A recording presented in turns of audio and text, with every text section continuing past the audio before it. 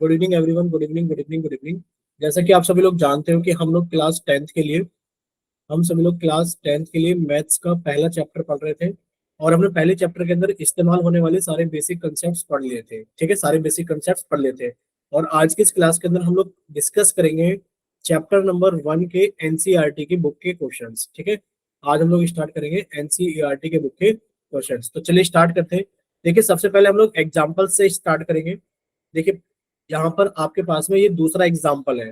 ठीक है, तो यहां से हम लोग स्टार्ट करेंगे। ये रहा हमारे पास में दूसरा एग्जाम्पल कि संख्याओं 6 और 20 के अभाज्य गुणनखंड विधि द्वारा संख्याओं 6 और 20 के अभाज्य गुणनखंड विधि द्वारा एचसीएफ और एलसीएम ज्ञात कीजिए। एचसीएफ और एलसीएम ज्ञात कीजिए। चलिए एक बार आप सभी लोग अपनी जल्दी से कॉपी और पेन निकाल लीजिए।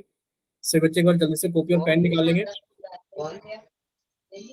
पुष्पेंद्र के नाम से जिस बच्चे ने क्लास ज्वाइन किया, देखिए अभी हमने आपके माइक बंद कर दिए। प्लीज रिक्वेस्ट है सभी से कि आप लोग अपने माइक बंद ही रहने देना। अगर कोई डाउट रहे तो आप लोग पूछ लेना माइक ओपन करके। बट अभी आप लोग अपनी कॉपी निकालिए और कॉपी के ऊपर जल्दी से एक बार सॉल्व कीजिए, क्योंकि एचसीएफ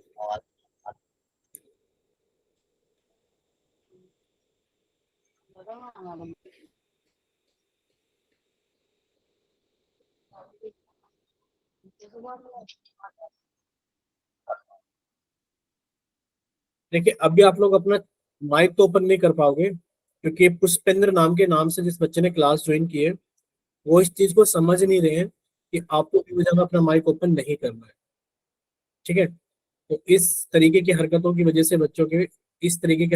से हमें माइक भी बंद करने पड़ जाते हैं कभी कभार। तो प्लीज आप सभी लोग चैट सेक्शन के अंदर लिखकर बताइए कि आप लोग ट्राई कर रहे हो। जल्दी से बताइए। देखिए, आपसे पूछा गया संख्याओं 6 और 20 के अभाज्य गुणनखंड विधि द्वारा आपको एचसीएफ और एलसीएम ज्ञात करना है। ठीक है, यानी कि आपके पास में दो संख्या है। सर एक तो संख्या हमारे पास में 6 है और एक हमारे पास में 20 है। हमें दोनों के अभाज्य गुणनखंड करने हैं। आपने इनके अभाज्य गुणनखंड किए। बच्चे, आपने इसको 2 से कट के कितना आ गया? 3 आ गया। और फिर आपने इसको 3 से कट के कितना आ गया? 1 आ गया। इसी तरीके से आपने इसको कट किए, यानी कि आपने इसके अभाज्य गुणनखंड किए। ये कितना हो गया बच्चे? 2 से कट के कितना आ गया? 10 आ गया। फिर आपने इसको 2 से कट के कितना आ गया? 5 आ गया। और आपने इसको 5 से कट के कितना आ गया? 1 आ गया। यानी कि आप लिख सकते हो कि सर जो 6 बराबर है वो 2 गुणा 3 है। और अगर देखा जाए सर जो 20 बराबर है वो कितना है हमारे पास में? 2 गुणा 5 है। अब आप इन्हें किसकी फॉर्म में लिख लीजिए? आप इन्हें पावर यानी कि घात की फॉर्म में लिख लीजिए। बच्चे, आप इसको कितना लिख सकते हो? 2 की घात 1 गुणा 3 की घात 1। और आप इसे कितना लिख सकते हो सर? 2 की घात 2 गुणा 5 की घात 1। जब आप एचसीएफ निकालोगे बच्चे, जब आप एचसीएफ निकालोगे तो एचसीएफ कितना होगा? जो संख्या कॉमन है बच्चे, कौन कॉमन है? 2 कॉमन है। तो बच्चे जो संख्या कॉमन है उसकी छोटी घात। तो एचसीएफ कितना हो गया? 2। और एलसीएम कितना हो गया? आप लिखोगे सर जो एलसीएम होगा वो होगा जो संख्या कॉमन है सर उसकी बड़ी घात गुणा जो संख्या कॉमन नहीं है वो भी आएगी, जैसे कि 3 की घात 1 गुणा 5 की घात 1, ये भी आएगा। ये कितना हो गया? 4 गुणा 3 गुणा 5। और ये कितना हो गया हमारे पास में? 60। बताइए, इतना क्लियर सभी को?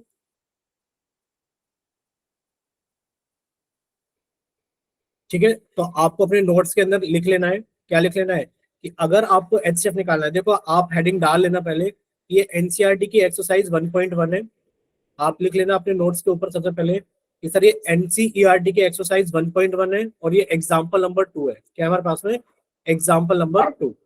आप एचसीएफ के आगे लिखना कि अगर आपको एचसीएफ निकालना है तो उसके आगे लिखना आप कॉमन फैक्टर, यानी कि जो भी फैक्टर कॉमन है कॉमन फैक्टर की पावर कितनी आएगी हमारे पास में? मिनिमम, यानी कि सबसे छोटी पावर जो कॉमन फैक्टर है उसकी पावर आपको मिनिमम लेनी है। और अगर आप एलसीएम की बात करोगे तो एलसीएम कितना होगा? कॉमन फैक्टर और उसकी घात कितनी होगी? कॉमन फैक्टर की घात लिख लेना आप मैक्सिमम पावर इनटू साथ में लिखना अनकॉमन फैक्टर्स। बताइए, इतना क्लियर सभी को? ठीक है, एक बार चैट सेक्शन के अंदर लिखकर भेजना क्या इतना क्लियर है सभी को?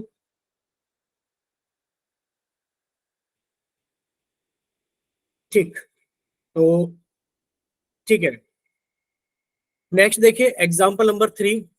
आपने एग्जांपल नंबर 3 लिखना है। एनसीईआरटी की एक्सरसाइज 1.1 का एग्जांपल नंबर 3 है हमारे पास में कि अभाज्य गुणनखंड विधि द्वारा 96 एंड 404, यानी कि 96 और 404 का आपको एचसीएफ ज्ञात करना है। ठीक है, तो आपने सबसे पहले 96 को लिखा और आपने 96 के अभाज्य गुणनखंड किए। 96 के अभाज्य गुणनखंड कितने हो गए, और आपने 404 लिखा और 404 के अभाज्य गुणनखंड किए। तो जल्दी से आप सभी लोग अपनी कॉपी की तरफ कैमरा ऑन करके दिखाना, जल्दी से सॉल्व कीजिए, और सॉल्व करने के बाद में अपना कैमरा अपनी कॉपी की तरफ ऑन करना। ठीक दीपांशु, चलिए बाकी सभी बच्चे एक बार जल्दी से सॉल्व कीजिए, और सॉल्व करने के बाद में अपना कैमरा अपनी कॉपी की तरफ ऑन कीजिएगा।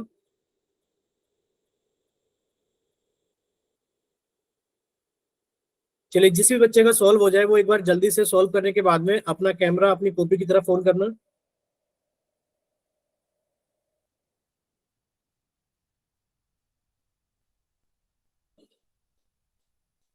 हुआ किसी का, ये बताइए।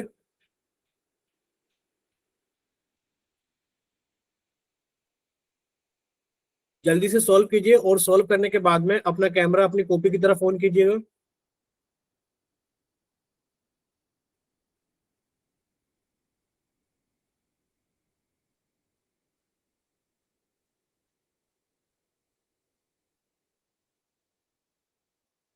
हुआ किसी का, ये बताइए एक बार जल्दी से।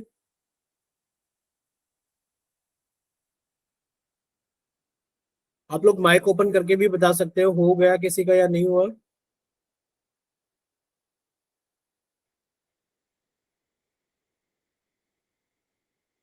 चलिए सामने देखेंगे सभी बच्चे स्क्रीन के ऊपर। देखिए, जब आपने 96 के अभाज्य गुणनखंड किए, दो से कट के कितना आ गया, 48। फिर आपने दो से कट किया तो कितना आ गया, 24। फिर आपने इसको दो से कट किया तो कितना आ गया, 12।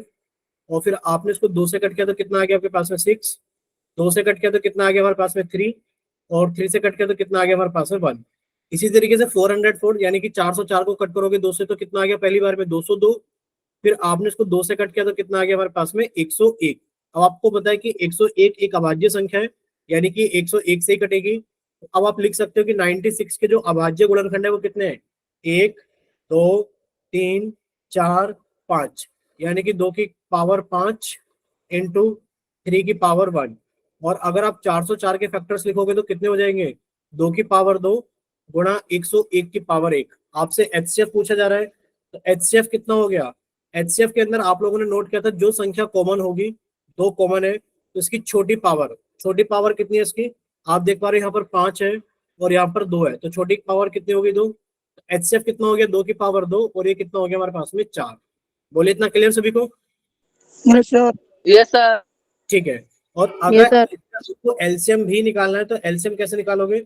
एलसीएम क्या होता है हमारे पास में, जो संख्या कॉमन है, जैसे दो कॉमन है, ठीक बच्चे, दो कॉमन है तो दो की पावर बड़ी वाली, बड़ी पावर कितनी है, 5, इंटू जो संख्या कॉमन नहीं है आप उसको भी लिखोगे, 3 की पावर 1 इंटू 101 की पावर 1। जब आप इसे सोल्व करोगे तो 2 की पावर 5 कितना हो गया, 32, गुणा 3 की पावर 1 कितना हो गया, 3, गुणा 100 की पावर 1 कितना हो गया, 101 की पावर 1 कितना हो गया, 101। जब आप मल्टीप्लाई करोगे तो कितना हो गया, 96 गुणा 101। और जब आप 96 की गुणा 101 में करोगे तो कितना आ गया हमारे पास में, 9696। बोलिए इतना क्लियर सभी को कि जो इसका एलसीएम होगा वो कितना होगा हमारे पास में, 9696। बोलिए बच्चे इतना क्लियर सभी को। Yes sir. Yes sir. ठीक है, तो अभी आपने दो एग्जांपल सीखे, दोनों एग्जांपल्स के अंदर आपने क्या सीखा है कि एनसीईआरटी की एक्सरसाइज 1.1 की अगर हम बात करें तो इसके अंदर दो एग्जांपल्स थे। एक्सरसाइज 1.1 के अंदर हम लोगों ने अभी डिस्कस किए दो एग्जांपल। तो दोनों एग्जांपल में हमने ये सीखा कि अगर हमें एचसीएफ निकालना है तो एचसीएफ निकालने के लिए हमारे पास में कॉमन फैक्टर होना चाहिए। क्या होना चाहिए, कॉमन फैक्टर होना चाहिए। और उस कॉमन फैक्टर की जो भी घात छोटी होगी, यानी कि छोटी घात, या फिर लिख लीजिए मिनिमम, यानी कि जो छोटा नंबर होगा। और अगर आपको एलसीएम निकालना है तो एलसीएम कितना होगा, जो संख्या कॉमन है, यानी कि जो कॉमन फैक्टर है, आप उसकी घात कितनी लिखोगे, सबसे बड़ी, यानी कि मैक्सिमम। और साथ में आप अनकॉमन फैक्टर्स को भी मल्टीप्लाई करोगे। बोलिए इतना क्लियर सभी को। Yes sir. Yes sir. ठीक है, अब मान लीजिए आपसे एक एग्जांपल ऐसा पूछ लिया जाए कि ए बराबर, मान लीजिए एक एग्जांपल ऐसा पूछ लिया जाए एग्जाम के अंदर कि एक क्वेश्चन है, क्वेश्चन नंबर 1, कि ए बराबर पी की पावर 2, क्यू की पावर 3, आर की पावर 5, और बी बराबर पी की पावर 3, क्यू की पावर 2, आर की पावर 7 इंटू एस की पावर 2। अब आप बताइए इसका एचसीएफ कितना होगा, ए और बी का एचसीएफ बताइए कितना होगा। बोलिए ए और बी का एचसीएफ कितना होगा? जी 2 × 3। 2 × 3। 2 × 3 तो नहीं होगा। बाकी और बताइए, कोई अपना माइक ओपन करके बताइए जल्दी से। अगर आपसे पूछा जाए कि ए और बी ये दोनों संख्याएं हैं, कि जो ए है आप उसे लिख सकते हो पी की पावर 2 गुणा क्यू की पावर 3 गुणा आर की पावर 5, और आप बी को लिख सकते हो पी की पावर 3 गुणा आर की पावर 2, सॉरी पी की पावर 3 गुणा क्यू की पावर 2 गुणा आर की पावर 7 गुणा एस की पावर 2। अगर आपसे सर जी एचसीएफ 2। पूछा जाए ए और बी का तो कितना होगा? सर जी 2। नहीं। अच्छा, इसी चीज को अगर आप ऐसे लिख दें कि ए और बी दो संख्या है, ध्यान से सुनना, कि ए और बी दो संख्या है और जो ए का फैक्टर है वो है बच्चे 2 की पावर 2 गुणा 3 की पावर 3 गुणा 5 की पावर 5, और जो बी के फैक्टर है वो है 2 की पावर 3 गुणा 3 की पावर 2 गुणा 5 की पावर 7 गुणा 7 की पावर 11। अगर आपसे इनका एचसीएफ पूछा जाए कितना होगा तो बताइए एचसीएफ कितना होगा? एचसीएफ बताइए कितना होगा? आपने यही तो सीखा है कि जो संख्या कॉमन है, जो संख्या कॉमन है उसकी छोटी वाली घात।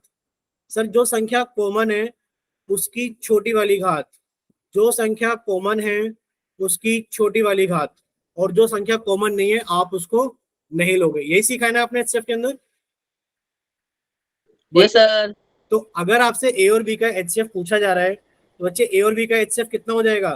कि सर जो संख्या कॉमन है, पी कोई भी संख्या हो ये कॉमन है, और इसकी छोटी वाली घात कितनी आ गई? 2। क्यों जो भी संख्या है इसकी छोटी घात कितनी है? 2। आर जो भी संख्या है इसकी छोटी घात कितनी है? 5। और एचसीएफ के अंदर आप जो फैक्टर कॉमन नहीं है आप उसे नहीं लोगे। बताइए, इतना क्लियर सभी को? Yes sir. सर ठीक है, क्लियर है सभी को? सर हाँ बताइए बच्चे। सर ये कॉमन संख्या कैसे पता लगाए सर? ये है कॉमन संख्या। देखो आप ये बताइए, क्या आपको दोनों तरफ पी दिखाई दे रहा है? देखिए कि यहाँ पर भी पी है और यहाँ पर भी पी है, यस सर। तो ये पी कॉमन है दोनों के अंदर, ए और बी के अंदर। तो आपने पी ले लिया, और पी की छोटी घात, यानी कि यहाँ पर घात 2 थी पी की और यहाँ पर घात 3 थी पी की, तो छोटी कौन है? 2, तो आपने पी की घात 2 ली। इसी तरीके से आपने क्यू को देखा, क्यू भी कॉमन है क्योंकि दोनों के अंदर है, तो बच्चे क्यू की घात कितनी ली? छोटी वाली। 3 छोटा या 2? आप कहोगे सर 2 छोटा है। फिर आपने आर लिया, क्यों लिया? क्योंकि आर भी दोनों में कॉमन था। आर की छोटी घात कितनी हो गई? 5। ठीक, इसी तरीके से आप यहाँ भी देख पा रहे हो कि सर ए के अंदर भी 2 है, ये रहा, और बी के अंदर भी 2 है। सर ए के अंदर 3 भी है और बी के अंदर 3 भी है। सर ए के अंदर 5 भी है और बी के अंदर 5 भी है, तो जो संख्या कॉमन है। अब जैसे बी के अंदर 7 भी है पर ये कॉमन नहीं है। क्लियर सभी को? Yes sir. Yes sir. ठीक है, तो आप इस तरीके से निकाल सकते हो एचसीएफ और एलसीएम। अगर Good इन्हीं दोनों evening, sir. सवालों के अंदर, गुड इवनिंग बच्चे, गुड इवनिंग। अगर इसी दोनों सवालों के अंदर आपसे एलसीएम भी पूछा जाए तो आप एलसीएम के लिए क्या कहोगे? जो संख्या कॉमन है, जैसे 2 कॉमन है बच्चे, 2 की बड़ी घात कितनी है? 3 गुणा 3 कॉमन है तो 3 की बड़ी घात कितनी है? 3। 5 कॉमन है तो 5 की बड़ी घात कितनी है? 7। और जो कॉमन नहीं है वो भी लिखोगे 7 की पावर 11। इसी तरीके से अगर आपसे इधर एलसीएम पूछा जाए बच्चे, इधर एलसीएम कितना हो जाएगा? सर पी की बड़ी घात कितनी है? 3। क्यू की बड़ी घात कितनी है? 3। आर की बड़ी घात कितनी है? 7। और एस की पावर 2 भी आएगा क्योंकि जो संख्या कॉमन नहीं है आप उसको भी लोगे। अब बताइए, इतना क्लियर सभी को? Yes sir. Yes sir. ठीक है, चलिए देखिए नेक्स्ट। अब हम लोग एग्जाम्पल देखते हैं। हमने एग्जाम्पल नंबर 2 और 3 कर लिया था, एग्जाम्पल नंबर 4। एग्जाम्पल नंबर 4 में भी सेम चीज है, बस संख्याएं 3 हो गई है। कितनी हो गई संख्याएं? 3। कि आपको 6, 72, 120 का अभाज्य गुणनखंड विधि द्वारा एचसीएफ और एलसीएम ज्ञात करना है। तो आपने 6 के अभाज्य गुणनखंड किए, कितने हो गए? 2 से कट के 3 आ गया, और 3 से कट के कितना आ गया? 1। फिर आपने 72 के अभाज्य गुणनखंड किए, 72 के करोगे, आपने 2 से कट के कितना आ गया? 36। फिर आपने 2 से कट के इसको कितना आ गया? 18। 2 से कट के इसको कितना आ गया? 9। फिर आपने इसको 3 से कट किया, कितना आ गया? 3। और 3 से कट के कितना आ गया? 1। अब 120 के अभाज्य गुणनखंड करोगे, आपने इसको 2 से कट के कितना आ गया? 60। फिर 2 से कट के कितना आ गया? 30। 2 से कट के कितना आ गया? 15। और आपने इसको 3 से कट के कितना आ गया? 5। और 5 से कट के कितना आ गया? 1 आ गया। ठीक है, तो आप इसको बड़ी आसानी से लिख सकते हो कि सर 6 को तो हम लोग लिख सकते हैं कितना, 2 की घात 1 गुणा 3 की घात 1। 72 को हम लोग कितना लिख सकते हैं, 2 की घात 3 गुणा 3 की घात 2। और 120 को कितना लिख सकते हैं हम लोग, 2 की घात 3 गुणा 3 की घात 1 गुणा 5 की घात 1। बोलिए इतना क्लियर सभी को? Yes sir. ठीक है। तो अब आप अगर इसका एलसीएम निकालना चाहो और एचसीएफ निकालना चाहो तो कैसे निकालोगे? अगर हम लोग एचसीएफ निकालेंगे तो हमें लिखना होगा कि जो एचसीएफ है, एचसीएफ बराबर कितना हो गया एचसीएफ, कि जो संख्या हमारे पास में कॉमन है, जैसे कि आप देख रहे हो 2 यहाँ पर भी है, यहाँ पर भी है, यहाँ पर भी है, यानी कि तीनों संख्याओं के अंदर 2 है। तो बच्चे 2 की छोटी घात कितनी आएगी, 1 सर जी 1 गुणा, क्या 3 कॉमन है? आपको सर 3 यहाँ पर भी है, यहाँ पर भी है, यहाँ पर भी है, तो 3 भी कॉमन है। 3 की छोटी घात कितनी हो गई, 1। एचसीएफ कितना हो गया, 2 गुणा 3, और ये कितना हो गया हमारे पास में 6। अगर हम लोग एलसीएम निकालने लगे तो एलसीएम कितना हो गया सर, 2 जो संख्या कॉमन है इसकी बड़ी वाली घात गुणा, जैसे 3 कॉमन है तो 3 की बड़ी वाली घात गुणा जो संख्या कॉमन नहीं है वो भी आएगी। ये कितना हो गया हमारे पास में, 2 की घात 3 कितना हो गया हमारे पास में 8 गुणा 3 की घात 2 कितना हो गया 9 गुणा ये कितना हो गया 5। आप लोग जानते हो 8 पंजे कितना हो गया 40, और 40 की गुणा 9 में करोगे तो कितना आ गया 360। बोले इतना क्लियर सभी को? Yes sir. ठीक है। अब एग्जाम्पल नंबर 5 देखिए। अगर एग्जाम्पल नंबर 5, अच्छा इसके अंदर 4 ही एग्जाम्पल है, तो अब आपको बताना है एक्सरसाइज 1.1 क्या लिखा हुआ है, एक्सरसाइज 1.1। अगर आप एक्सरसाइज 1.1 को देखोगे तो पहला क्वेश्चन ये है, इसके अंदर क्या लिखा हुआ है, पहला क्वेश्चन कि निम्नलिखित संख्याओं को अभाज्य गुणनखंडों के गुणनफल के रूप में व्यक्त कीजिए। ठीक है, निम्नलिखित संख्याओं को अभाज्य गुणनखंडों के गुणनफल के रूप में व्यक्त कीजिए। तो आपने एक संख्या ले ली 140, आपने 140 के अभाज्य गुणनखंड किए, 2 से कट के कितना आ गया 70, 2 से कट के तो 2 7 14 0, फिर आपने इसको 2 से कट के तो कितना आ गया 35, फिर आपने इसको 5 से कट के तो कितना आ गया 7, और आपने इसको 7 से कट के तो कितना आ गया 1। यानी कि 140 को आप लोग लिख सकते हो कितना, 2 गुणा 2 गुणा 5 गुणा 7, या फिर आप इसे एक और लिख सकते हो 140 को कितना, कि 140 बराबर 2 की घात 2 गुणा 5 गुणा 7। बोले इतना क्लियर सभी को? Yes sir. Yes sir. ठीक है, अगर इतना क्लियर है तो हाँ बच्चे बताइए। इसका एचसीएफ 2 होगा। इसका एचसीएफ कितना होगा? अब ये बताओ एचसीएफ कैसे निकालोगे तुम, एक ही संख्या है 140, तो क्या हम 140 का अकेली संख्या का एचसीएफ निकाल सकते हैं? HCF sir. और एल हाँ, एचसीएफ और एलसीएम निकालने के लिए हमें कम से कम कितनी संख्याएं चाहिए, कम से कम 2 संख्याएं चाहिए। 2। ठीक है, संख्याएं 3 हो 4 हो आप निकाल लोगे, लेकिन पर कम से कम 2 संख्या होनी चाहिए। हम एक संख्या का एलसीएम और एचसीएफ नहीं निकालेंगे। ठीक है, बोलिए इतना क्लियर हुआ बच्चे? Yes sir. ठीक, नेक्स्ट देखिए। Yes, sir. हम बात करें क्वेश्चन नंबर 2 की, तो क्वेश्चन नंबर 2 आपके पास में क्या है बताइए, स्क्रीन पे दिख रहा है सभी को? Yes sir. ठीक है, तो क्वेश्चन नंबर 2 हमने कट करके अगले पेज पर लेकर चलते हैं और वहां पर उसको समझते हैं कि क्वेश्चन क्या है, सॉल्यूशन क्या होगा। देखिए क्वेश्चन नंबर 2 आप लोगों के सामने ये है कि पूर्णांकों के निम्नलिखित युग्म के, यानी कि आपको नीचे कुछ पूर्णांक दिए गए, इंटीजर्स दिए गए, और इंटीजर्स के भी क्या दिए गए, युग्म यानी कि पेयर दिए गए।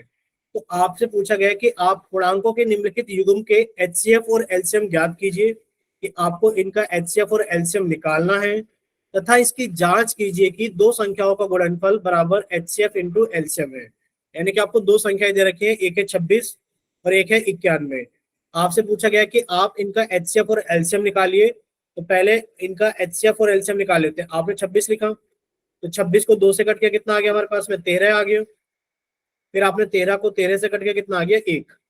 आपने 91 लिखा, 91 के अभाज्य गुणनखंड सर 2 से तो कटेगा नहीं, 2 से तो कटेगा नहीं, 3 से कटेगा नहीं, 5 से कटेगा नहीं, 7 से काटा, 7 एकम 7 और 7 थे 21। फिर आपने इसको 13 से काटा, 13 एकम 13।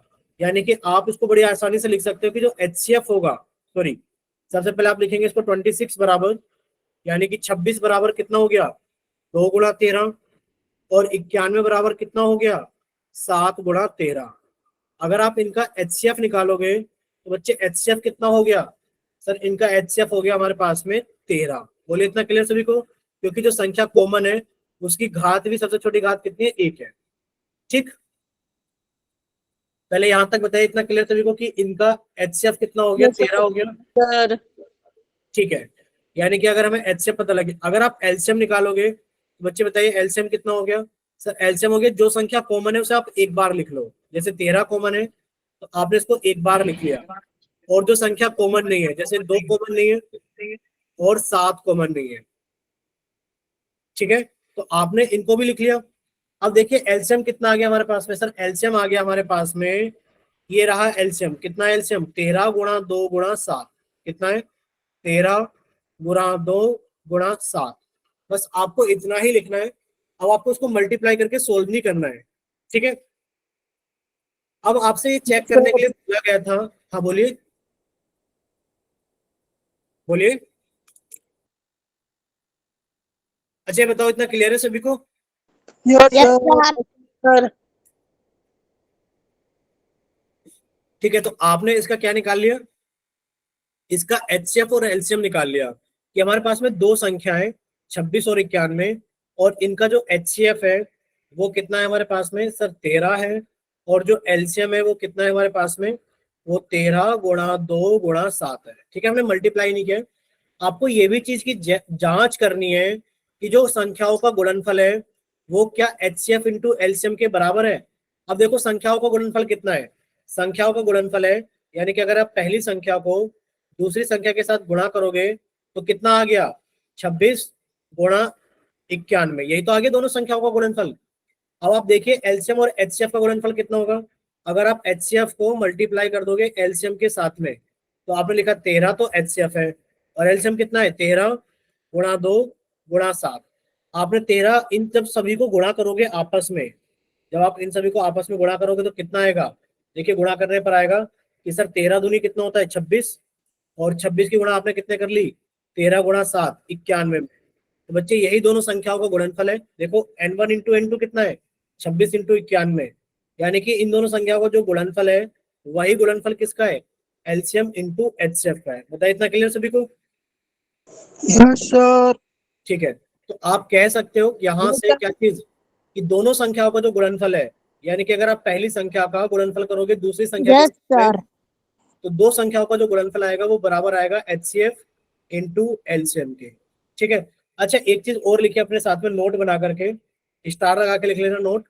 अब नोट के अंदर आपको लिखना क्या है, नोट के अंदर ये लिखना है कि अगर आपके पास में दो संख्याएं हैं, अगर आपके पास में दो संख्याएं N1 और N2, तो जो इनका गुणनफल होगा वो इनके HCF और LCM के गुणनफल के बराबर होगा। लेकिन पर अगर आपके पास में तीन संख्याएं आ जाए तो क्या ये कंडीशन तब भी शुरू होगी, सही रहेगी कि तीनों संख्याओं का गुणनफल बराबर होगा HCF इंटू LCM के? बताइए क्या ये कंडीशन भी सही रहेगी? No sir. नहीं, ये आपको स्टार मार्क करके लिख लेना है, क्योंकि आपको क्लासरूम के अंदर पढ़ाया भी गया था कि ये जो आइडेंटिटी या फिर ये जो रिलेशन है हमारे पास में, ये सिर्फ दो नंबर के लिए ही लागू होती है कि अगर आपके पास में दो संख्याएं हैं तो उन दोनों संख्याओं का जो गुणनफल होगा वो किसके बराबर होगा, उन दोनों संख्याओं के HCF और LCM के गुणनफल के बराबर होगा। ठीक, लिख लिया सभी ने? बताइए एक बार। Yes sir. ठीक है, नेक्स्ट देखिए, अब हमारे पास में क्या क्वेश्चन है, इसके अंदर और भी पार्ट्स थे, बाकी के पार्ट्स आप लोग होमवर्क में करोगे या फिर अभी ट्राई कर रहे हो एक पार्ट और? बताइए आप लोग ये होमवर्क सर में, ओपन में। हाँ ये आप होमवर्क में ट्राई कर लेना बाकी के दोनों पार्ट्स। अभी हम लोग चलते हैं नेक्स्ट क्वेश्चन की तरफ। देखिए क्वेश्चन थर्ड के अंदर, क्वेश्चन थर्ड के अंदर क्या लिखा हुआ है, अभाज्य गुणनखंड विधि द्वारा क्वेश्चन नंबर थर्ड, और क्वेश्चन नंबर थर्ड का फर्स्ट पार्ट आप लोग कर रहे हो, ठीक है। बाकी के दो पार्ट आप लोग होमवर्क में करोगे और एक पार्ट आप लोग अभी करोगे। कीजिए सोल्व। अभाज्य गुणनखंड विधि द्वारा निम्नलिखित पूर्णांकों के HCF और LCM ज्ञात कीजिए, ठीक है। और आप कर रहे हो फर्स्ट पार्ट, कि आप कर रहे हो 12, 15 और 21 का HCF कितना होगा, 12, 15 और 21 का LCM कितना होगा। सॉल्व कीजिए जल्दी से और बताइए।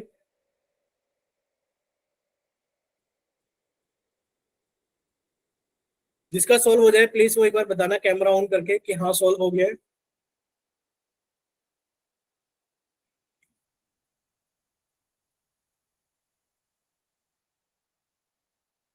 बोलिए, हुआ किसी का सोल्व?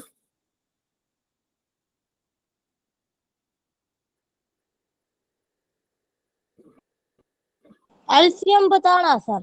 देखो दोनों चीजें लिखी हुई है, अभाज्य गुणनखंड विधि द्वारा निम्नलिखित पूर्णांकों के एचसीएफ और एलसीएम ज्ञात कीजिए। तो आपको एचसीएफ भी निकालना है और आपको एलसीएम भी निकालना है।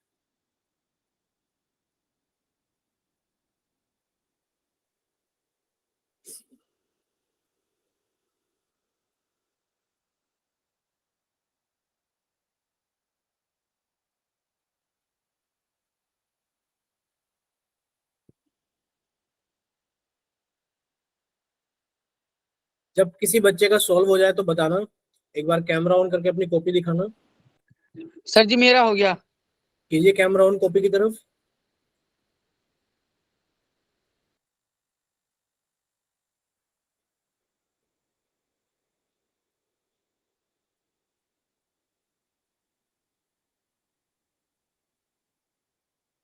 सर मेरा भी हो गया। ठीक है, आप भी कैमरा ऑन कीजिए कॉपी की तरफ। सर जी मेरा कैमरा नहीं खुल रहा। कैमरा तो ओपन होना चाहिए, क्योंकि हमने तो कैमरे किसी के बंद नहीं किए हुए हैं। जी उसके ऊपर डॉट सा लगा हुआ आ रहा है जी। अच्छा, दूसरा बच्चा ओपन कीजिए देवी वर्मा के नाम से। देखो अभी आपको इनकी कॉपी दिखाई दे रही है क्या, ये बताइए सभी लोग।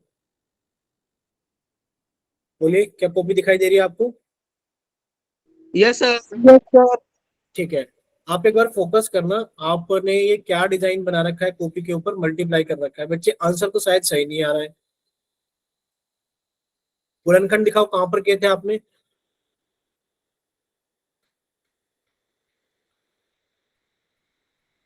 ठीक है, अभी हम आपको बताएंगे। देखो आपने शायद गलत किया है।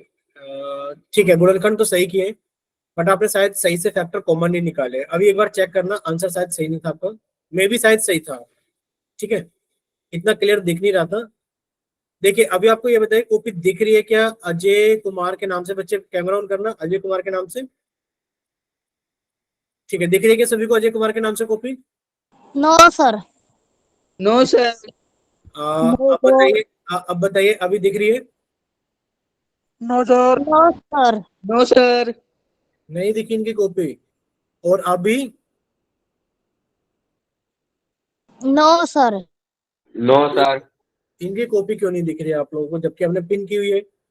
चलिए कोई बात नहीं, अभी दिख रही है, बताओ। No no sir. सर। चलिए, इनकी कॉपी में कुछ गड़बड़, इनकी कॉपी नहीं दिखाई दे रही किसी को, कोई बात नहीं। तो इन्होंने भी अपना कैमरा ऑन करके कॉपी के अंदर दिखाया सॉल्यूशन करके। तो अभी विपिन कुमार, आपका कैमरा ऑन हो गया है बच्चे? ठीक है, दिखाने को दिखा सकते हैं आप। बाकी तो लग रहा है कि आप लेट के पढ़ रहे हो।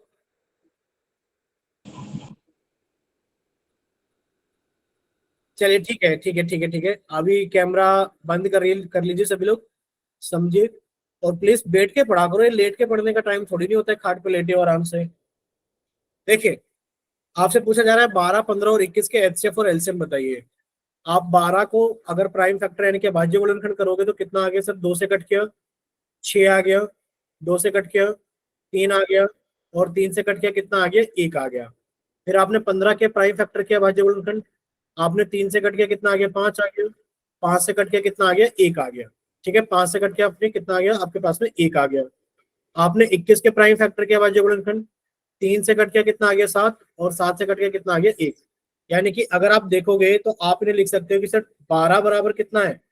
2 की पावर 2 इंटू 3 की पावर 1, क्योंकि दो बार है। अगर आप 15 को देखोगे तो लिखोगे कितना? 3 की पावर 1 इंटू 5 की पावर 1। और 21 को लिखोगे तो कितना लिखोगे? 3 की पावर 1 गुणा 7 की पावर 1। अगर आपसे एचसीएफ पूछा जा रहा है तो एचसीएफ कितना हो गया? जो संख्या कॉमन है, कौन सी संख्या कॉमन है? 3 कॉमन है। सर जी 3, 3। हाँ 3 की छोटी घात यानी कि 3 की घात 1, ये कॉमन है। एचसीएफ कितना हो गया? 3। अगर आप एलसीएम निकालोगे तो कितना हो गया कि सर जो संख्या कॉमन है उसकी बड़ी घात, कौन सी संख्या कॉमन है? 3। 3 की बड़ी घात कितनी है? 1। जो संख्या कॉमन नहीं है, जैसे कि 2 की घात 2 कॉमन नहीं है, और गुणा 7 की घात 1 भी कॉमन नहीं है, और गुणा 5 की घात 1 ये भी कॉमन नहीं है। आपने सभी को लिख दिया। सर ठीक? इनका आंसर 420 आए। 420 आ रहा है शायद, हमने ठीक है 420 ही आएगा। देखिए 2 की पावर 2 कितना हो गया? 4। 4 इंटू 3 कितना हो गया? 12। 12 इंटू 5 कितना हो गया? 60। 12 पंजे 60 गुणा 7, ये कितना आ गया 742, कितना हो गया 420।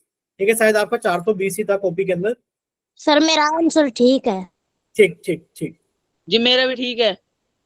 हाँ तो हमने कब मना करा, हमने कहा कि साफ साफ कॉपी के अंदर दिखाई नहीं दे रहा, क्योंकि शायद आपने कटिंग सी कर रखी थी। और देवी वर्मा के नाम से जिस बच्चे ने क्लास ज्वाइन की है, शायद इनका 420 दिख भी रहा था, बट इन्होंने डिजाइन बना रखा था नंबर के ऊपर।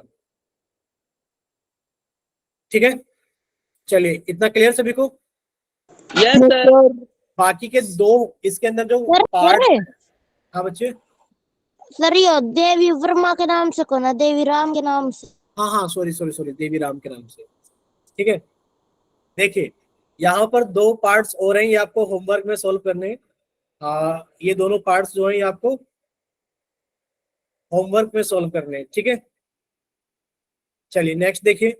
अभी ये क्वेश्चन नंबर 3 था, अब हम बात करेंगे क्वेश्चन नंबर 4 की। देखिए क्वेश्चन नंबर 4 में क्या है कि आपको दो संख्याएं दे रखे हैं। पहले हम इसको नेक्स्ट पेज पे लेकर चलते हैं क्वेश्चन नंबर 4 को। ये आ गया यहाँ पर, बोलिए सभी को दिख रहा है क्या? Yes yes sir. सर। ठीक है, क्या दिया गया है आपको? एचसीएफ दिया गया है कि 306 और 657 दो संख्याएं, दो संख्याएं, एक है 306 और एक है 657। इन दोनों संख्याओं का एचसीएफ कितना है? 9 है। और आपसे पूछा जा रहा है कि बताइए इन दोनों संख्याओं का एलसीएम कितना होगा। तो कोई बच्चा माइक ओपन करके बताएगा कि कैसे सोल्व करेंगे हम लोग इसको। कोई भी, अगर किसी का मन है या किसी को समझ Yes, में आ sir. गया। हाँ बताइए बच्चे। सर इसको 306 को और सर इसको गुणा में लिख के सर 657 को सर और बटे में 9 लिख के सर ये फिर 306 9 से कटेगा, फिर 34 आंसर आएगा सर इसका।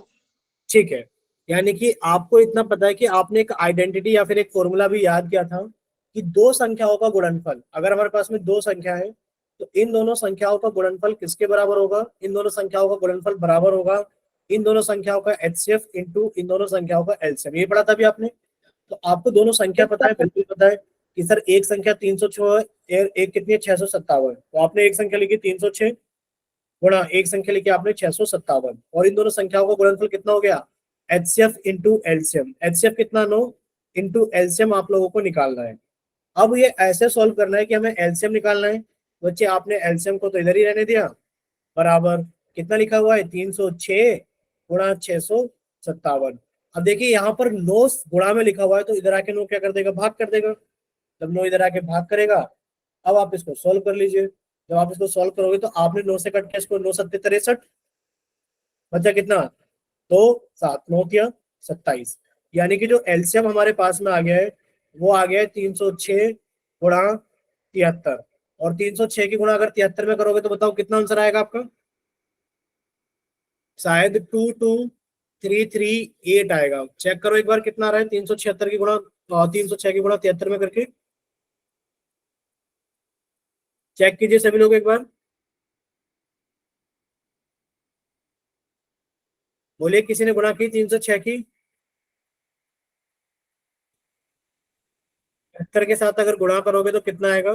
जी सही आंसर। 22338 आएगा। ठीक है, चलिए इतना क्लियर सभी को? Yes sir. ठीक है,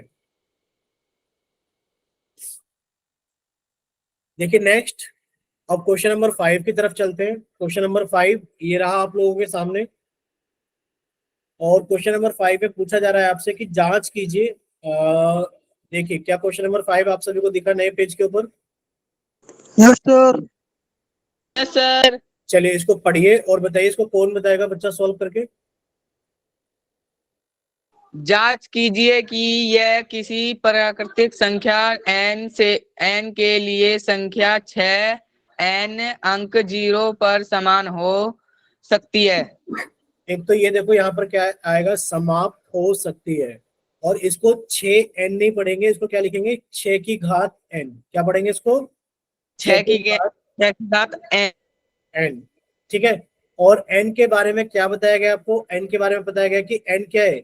n कोई प्राकृतिक संख्या है, यानी कि n कोई नेचुरल नंबर है। अच्छा, आपसे 2-3 क्वेश्चन है छोटे छोटे, आप हमें ये बताइए, क्या आप लोगों ने प्राकृतिक संख्या यानी कि आपने प्राकृतिक संख्याओं के बारे में जान रखा है? बताओ पहले बताइए, क्या आप लोग नेचुरल नंबर्स प्राकृतिक संख्याओं के बारे में जानते हो? जो भी यस सर। हाँ, तो Yes, बच्चे आप जो sir. भी कुछ जानते हो अपना माइक ओपन करके बताइए, आप क्या जानते हो, बोलिए जो भी कुछ पता है आपको, आप बताइए।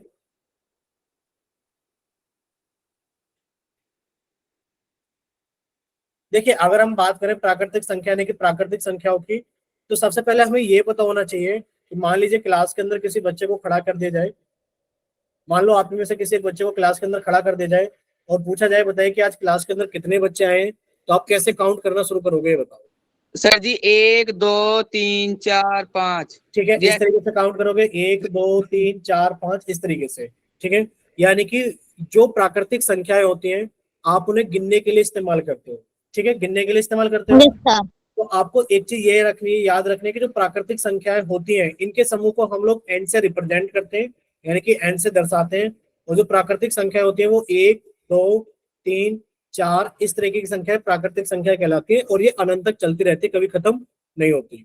अच्छा, अब आप हमें ये बताइए, जैसे यहाँ पे लिखा हुआ है, क्वेश्चन क्या लिखा हुआ था, क्वेश्चन ये लिखा हुआ था, जांच कीजिए कि क्या किसी प्राकृतिक संख्या एन के लिए संख्या 6 की घात एन अंक 0 पर समाप्त हो सकती है। अच्छा ये बताइए कि जो 6 की घात एन है, 6 की घात एन का मतलब क्या है, यानी कि सर 6 की घात एन, और एन क्या हमारे पास में प्राकृतिक संख्या है। प्राकृतिक संख्या तो कुछ भी हो सकती है, 1 भी हो सकती है, 2 भी हो सकती है, 3 भी हो सकती है, 4 भी हो सकती है, 5 भी हो सकती है, इस तरीके से। अच्छा 6 की घात 1 का मान कितना हो गया, सर 6 की घात 1 का मान है 6, और 6 की घात 2 का मान तब कितना हो गया, 6 गुणा 6 कितना हो गया 36। 6 की घात 3 का मान कितना हो गया, 6 गुणा 6 गुणा 6, और ये कितना हो गया 216। इस तरीके से अगर आप देखोगे तो क्या कभी 6 की घात n कभी संख्या 0 पर समाप्त होती हुई दिखाई देगी, नहीं, हमेशा कितने पर समाप्त हो रही है, हमेशा, बोलिए कितने पर समाप्त हो रही है, सर जी 6 पर। 6 पर समाप्त हो रही है। तो अब इस क्वेश्चन का आंसर कैसे लिखेंगे हम लोग, देखिए कभी भी कोई संख्या अगर अंत में आपको 0 चाहिए, तो अंत में 0 तभी आता है जब आप 2 की गुणा 5 में करते हो। जब आपने 2 की गुणा 5 में किया कितना, तो आ गया 10, यानी कि इसके अंत में कितना आ गया 0। अगर आपको अंत में 1 0 लेकर आना है, अगर आपको किसी संख्या के अंत में 1 0 लेकर आना है, तो आपको उस संख्या के अंदर कितना चाहिए, 2 गुणा 5 चाहिए। कितना चाहिए, 2 गुणा 2 गुणा 5। 5 चाहिए। अगर आपको किसी संख्या के अंत में कितना चाहिए, अगर किसी संख्या के अंत में आपको 2 जीरो चाहिए, कितने चाहिए, 2 जीरो, तो आप देखोगे कि 2 की घात 2 गुणा 5 की घात 2, यानी कि अगर 2 जीरो आपको चाहिए तो आपको 2 और 5 के 2 जोड़े बनाने होंगे, क्योंकि 2 और 5 के एक जोड़े से एक जीरो आएगी, और 2 और 5 के दूसरे जीरो जोड़े से दूसरी जीरो आएगी। इतना क्लियर सभी को कि संख्याओं के अंत में जीरो तभी आता है जब 2 गुणा 5 का एक जोड़ा बन जाता है। क्लियर, अगर यस आपको सर। 2 जीरो चाहिए तो आपको 2 Yes, गुणा sir. 5 के दो जोड़े बनाने होंगे। अगर आपको किसी संख्या के अंत में 3 जीरो चाहिए तो आपको 2 गुणा 5 के 3 जोड़े बनाने होंगे। ठीक है, तो छोटी सी बात ये है हमारे सामने कि अगर हमें 6 की घात n को देखना है, तो बच्चे 6 की घात n में आप सिर्फ ये लिखोगे कि सर जो संख्या 6 है, तो संख्या 6 के अभाज्य गुणनखंड कितने हमारे पास में, सर संख्या 6 के अभाज्य गुणनखंड हमारे पास में 2 गुणा 3 है। और अगर आप इसकी घात n करोगे तो इसकी घात n करने पर कभी भी आपको लास्ट में 0 नहीं मिलेगा। क्यों नहीं मिलेगा, क्योंकि सर 6 के अंदर कौन नहीं है, 6 के अंदर 5 और 2 का जोड़ा नहीं है। बोले इतना क्लियर सभी को कि सर यस 6 के सर। अंदर 2 गुणा 5 का जोड़ा नहीं है, इस वजह से आपको 6 की घात n के लास्ट में कभी भी 0 प्राप्त नहीं होगा। बोले इतना क्लियर सभी को, Yes, sir.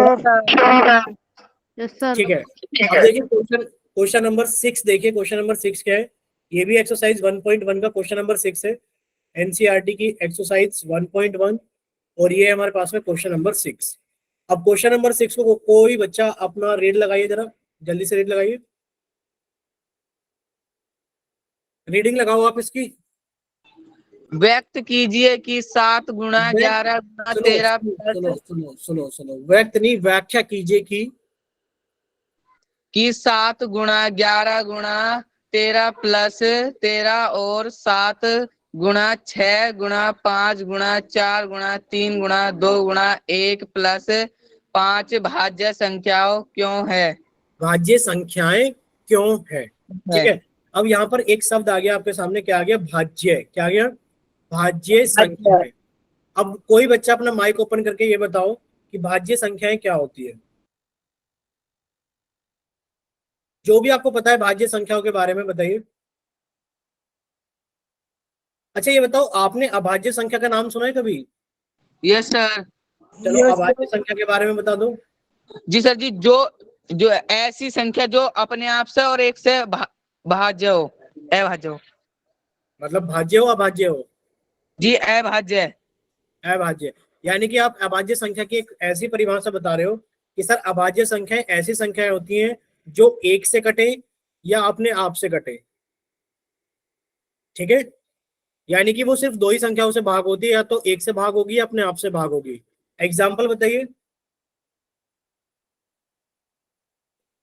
अरे एग्जाम्पल बताओ। जी बोलिए। 2 3 5 7 11 13। 2 3 5 7 11 13, ठीक है। अच्छा ये बताओ, अगर इन सभी संख्याओं को देखा जाए दो को, तो दो किससे भाग होगा? या तो एक से भाग होगा या दो से भाग होगा।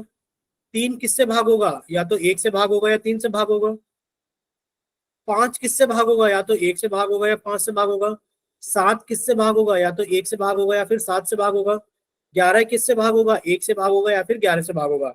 यानी कि ये सभी वो संख्याएं हैं जो कितनी संख्याओं से भाग हो रही है? जो दो संख्याओं से भाग हो रही है। देखो दो ही संख्या है ना भाग करने वाली, या तो एक है या खुद है। ये सभी संख्याएं दो संख्याओं से भाग हो रही है। अच्छा भाज्य संख्याएं कौन सी संख्या होती है? भाज्य संख्याएं वो संख्याएं होती हैं जो कम से कम तीन संख्याओं से भाग हो जाए।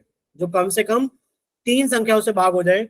एग्जाम्पल की बात करें तो एग्जाम्पल है चार। बताओ चार किस किस से भाग होगा? एक से भाग हो जाएगा, दो से भाग हो 1 जाएगा, 2 और 4। चार से भाग हो जाएगा। छह किस किस से भाग हो जाएगा? एक से भाग जी हो सर जाएगा, जी। दो से भाग हो जाएगा, तीन से भाग हो जाएगा और छह से भाग हो जाएगा। अगर हम लोग देखें आठ किस किस से भाग होगा? एक से भाग हो जाएगा, दो से भाग हो जाएगा, चार से भाग हो जाएगा और आठ से भाग होगा कि नहीं होगा? Yes sir.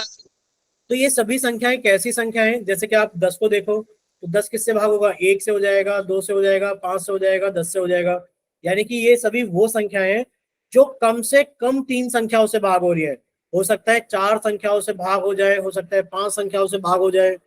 ठीक है, तो कम से कम कितनी संख्याओं से भाग होगी? कम से कम तीन संख्याओं से भाग होगी। ऐसी संख्याएं जो कम से कम तीन संख्याओं से भाग होती हैं भाज्य संख्याएं कहलाती है। एग्जाम्पल 4 6 8 10 12। अब ये बताओ आप हमें ना तो यहाँ पर एक है और ना ही यहाँ पर एक है। भाई एक तो कहीं भी नहीं है, तो आप एक को कैसी संख्या कहोगे? आप सब कहोगे सर ना तो एक अभाज्य संख्या है और ना ही एक भाज्य संख्या है। बोलो क्लियर सभी को? Yes sir. ठीक है, चलिए अब यहाँ पर भाज्य तो कंप्लीट हो गया। अब आप हमें यस ये सर। बताओ, अब आप हमें ये बताइए, अगर आपसे ये पूछा जाए कि जो 7 गुणा 5 है, बताओ 7 गुणा 5 करके कितना आएगा? बोलिए 7 गुणा 5 करके कितना आएगा? जी 35। 35। अगर हम ये देखें कि जो 35 है ये कैसी संख्या है? अभाज्य संख्या है भाज्य संख्या है? बताओ, ये अभाज्य संख्या है भाज्य संख्या है? बताइए सर अभाज्य है। कैसे अभाज्य संख्या है? जी लास्ट जी 3 और 5 आ रहे हैं। जी 3 अरे आ रहा है। अरे भाई साहब ये बताओ, किसी ने ये कहा है कि अगर 3 और 5 एक साथ आ जाए तो वो अभाज्य संख्या बना देगा? आपने सिर्फ ये कहा है कि सर दो एक अभाज्य संख्या है, तीन एक अभाज्य संख्या है, पांच एक अभाज्य संख्या है, सात एक अभाज्य संख्या है। अगर ऐसे हम दो और तीन को लेकर के 32 बना दें तो क्या 32 भी अभाज्य संख्या हो जाएगी? बोलिए, क्या नो 32 सर। अभाज्य संख्या नहीं ना? देखिए अभाज्य संख्याओं का ऐसा मतलब नहीं है कि अभाज्य संख्याओं को अगर तुमने एक साथ लिख दिया तो जो संख्या बनेगी वो भी अभाज्य संख्या बनेगी, नहीं। आपने देखा 35 है, 35 किस किस से भाग होगा ये बताओ? देखो 35 जो भाग होगा एक से भाग होगा, हो जाएगा। सर 5 से भी भाग होगा, देखो 5 सत्ते 35, यानी कि 5 से भी भाग होगा। ये 7 से भी भाग होगा और किससे भाग होगा? ये 35 से भी भाग होगा कि नहीं होगा ये बताओ? ये जो 35 है ये एक से भी भाग हो जाएगा, ये 5 से भी भाग हो जाएगा, ये 7 से भी भाग हो जाएगा और ये 35 से भाग हो जाएगा। और ये संख्या चार संख्याओं से भाग हो रही है, तो आप इस संख्या को क्या कहोगे कि सर ये संख्या कैसी है? भाज्य संख्या। कैसी है? भाज्य संख्या। बोलो इतना क्लियर सभी को? बोलिए, क्योंकि ये तीन संख्याओं से ज्यादा संख्याओं से भाग हो रही है ना। भाई अभाज्य संख्या कौन सी होती है? जो दो संख्याओं से भाग होती है। ये तो चार संख्याओं से भाग हो रही है, तो कैसी संख्या हो गई? भाज्य संख्या। बोलो हाँ या ना। Yes sir. ठीक है, चलिए अब आप हमें इतना और बताइए कि अब आपको ये याद ही रख लेना है। बताएंगे क्या? ये याद रख लेना है कि अगर कोई संख्या a इंटू बी बनकर आती है, अगर कोई संख्या a इंटू बी बनकर आती है, तो वो संख्या a से भी भाग होगी और वो संख्या b से भी भाग होगी। बताओ होगी कि नहीं होगी? आप कुछ भी लिख लो। मान लीजिए आपने लिखा 3 गुणा 7, कितना हो गया? 21 हो गया। तो ये 3 से भी भाग होगा और ये 7 से भी भाग होगा। आपने लिख लिया 4 गुणा 6, कितना हो गया? 24। तो ये 4 से भी भाग होगा और ये 6 से भी भाग होगा। यानी कि कम से कम इनसे तो भाग हो गई होगा। ये किसी और से भी भाग हो जाएगा, जैसे कि 2 से भी भाग हो जाएगा, 3 से भाग हो जाएगा। तो अब हमें याद क्या कर लेना है? हमें याद ये कर लेना है कि अगर कोई संख्या ऐसे लिखे a इंटू बी, तो बच्चे a इंटू बी करके जो भी नई संख्या आएगी वो a से भी भाग होगी और वो b से भी भाग होगी। बताइए इतना क्लियर सभी को? जैसे कि एग्जाम्पल भी दिया गया था 4 गुणा 6, ये जो 24 है ये 4 से भी भाग हो जाएगा और ये 24 है ये 6 से भी भाग हो जाएगा। ठीक है, बस साथ में ये और याद रखना कि सर कोई भी संख्या होती है वो एक से जरूर भाग होती है। यानी कि जब आपने a इंटू बी करके एक नई संख्या m बनाई, तो m किस किस से भाग होगा? सर m एक से भी भाग हो जाएगी, m a से भी भाग हो जाएगी, m b से भी भाग हो जाएगी और m m से भी भाग हो जाएगी। यानी कि 4 संख्याओं से भाग हो रही है, तो ये संख्या कैसी कहलाएगी? भाज्य संख्या। कैसी कहलाएगी? भाज्य संख्या। बताइए इतना क्लियर? बोले क्लियर सभी को कि a इंटू बी के फॉर्म की जो भी संख्या होगी वो भाज्य संख्या कहलाएगी। चलिए एक एग्जांपल और आप हमें बताइए, पूछे आपसे। अच्छा ये बताओ, अगर कहीं पे लिखा है, ध्यान से सुनना, अगर कहीं पे लिखा है 5 गुणा 7 और कहीं पे आप एक एग्जांपल, रुकिए, एक एग्जांपल ऐसे देते हैं आपको कि कहीं पे लिखा है 5 गुणा 7 प्लस 5 गुणा 6। ठीक है, और एक एग्जांपल आपके सामने ऐसा लिखा हुआ है 5 गुणा 7 गुणा 5 गुणा 6। ठीक है, दोनों एग्जांपल दिख रहे हैं आपको? ये बताइए कि क्या आपको ये दोनों एग्जांपल दिख रहे हैं? 5 गुणा 7 प्लस 5 गुणा 6, और एक जगह आपको दिख रहा है 5 गुणा 7 गुणा 5 गुणा 6। दिख रहा है सभी को? बोलिए बच्चे, दिख रहा है ना ये दोनों एग्जांपल आपको? Yes. अच्छा ये बताओ, क्या आप यहां से 5 को कॉमन ले सकते हो? ये बताओ। No sir. नहीं ले सकते। क्या आप यहां से 5 को कॉमन ले सकते हो? ये बताइए। Yes sir. तो जब आप यहां से 5 को कॉमन लोगे तो कितना बचेगा आपके पास में? 7 प्लस 6। बोलो बचेगा कि नहीं बचेगा? यानी कि आप इसे लिख सकते हो 7 प्लस 13, यानी कि 5 गुणा 13। अब 5 गुणा 13 करके जो भी संख्या आएगी वो 1 से भी भाग हो जाएगी, 5 से भी भाग हो जाएगी और 13 से भी भाग हो जाएगी। हो जाएगी कि नहीं हो जाएगी? बोलिए। Yes sir. और जो संख्याएं कम से कम 3 संख्याओं से भाग हो जाती है वो संख्या कैसी कहलाती है? वो संख्या कहलाती है भाज्य संख्या। कैसी कहलाती है? भाज्य भाज्य संख्या। संख्या। तो आपके इस वाले क्वेश्चन में आपको यही अप्लाई करना है। क्या अप्लाई करना है? सर हमें ये अप्लाई करना है कि हमसे पूछा जा रहा है कि आपको व्याख्या करनी है कि 7 गुणा 11 गुणा 13 प्लस 13 एक भाज्य संख्या है। आपने इसको पहले सॉल्व किया, ये कितना हो गया? 7 गुणा 11 कितना हो गया? 77। यानी कि 77 गुणा 13 प्लस 13 गुणा 1। अब आपने इसमें से 13 कॉमन निकाल लिया। बच्चे 13 कॉमन निकाले तो कितना बचा? 77 प्लस 1, और 77 प्लस 1 कितना हो गया? 78। यानी कि 13 गुणा 78। अब बताओ ये कैसी संख्या होगी? 13 गुणा 78 भाज्य अभाज्य? आप कहोगे सर 13 गुणा 78 एक भाज्य संख्या होगी। क्यों? क्योंकि ये 1 से भी भाग होगी, ये 13 से भी भाग होगी और ये 78 से भी भाग होगी। इसके अलावा ये और बहुत सारी संख्याओं से भाग होगी, लेकिन पर ये संख्या कम से कम 3 संख्याओं से भाग हो रही है। इस वजह से ये कैसी संख्या है? एक भाज्य संख्या है। बताइए इतना क्लियर सभी को? Yes sir. ठीक है, तो बच्चे नेक्स्ट क्वेश्चन, हाँ नेक्स्ट क्वेश्चन जो आप लोगों के सामने है, इसका क्या करना है? अभी करना है, होमवर्क में करना है? सर होमवर्क में। ये सभी को होमवर्क में करना है और होमवर्क में करके आपको ये अपने व्हाट्सएप ग्रुप पे डाल देना है। ठीक है, ये आज का अभी का होमवर्क है। 6:27 हो रहे हैं और आपको ये आज 7:27 से पहले पहले करके ग्रुप पे डाल देना है। ठीक है, कॉपी पे सॉल्व करना, फोटो खींचना और अब ये मत सोचना कि हम उसको देख भी पाएंगे, हम उसको बाद में देख लेंगे क्योंकि अभी दूसरी क्लास होगी, तो आपको रिप्लाई दे देंगे या फिर आपको नेक्स्ट क्लास के अंदर सोल्व करा देंगे, ठीक है। चलिए Yes, अगर sir. अभी कैसे करेंगे जी? क्या चीज कैसे करेंगे होमवर्क? दोबारा बताओ। सर जी होमवर्क कैसे करेंगे जी?